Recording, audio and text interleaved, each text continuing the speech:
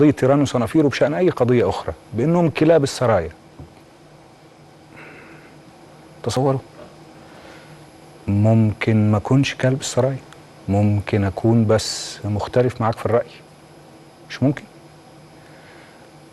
ممكن أتهمك أنت كمان بأنك كان نفسك تبقى كلب السرايا المفضل، والسرايا قالت لك لأ، قفلت الباب في وشك، قالت لك ما اسمحلكش، فبقيت حاقد على السرايا وعلى أي حد متوافق مع السرايا بشكل من الأشكال.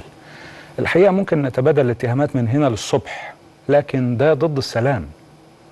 وزي ما بقول لحضراتكم، سلامكم هو سلاحكم الرئيسي، سلام النفس، سلامكم مع مجتمعكم مع مواطنيكم. فهقول له راجع نفسك وشوف الخشونة اللي جواك دي اتصرف معاها، لأنه التعميم غلط وانت كاتب مرموق صحفي، مرموق عيب. مش كل واحد متفق في الرأي مع السلطة بشكل من الأشكال في قضية من القضايا يبقى كلب السلطة. عيب، عيب. طيب،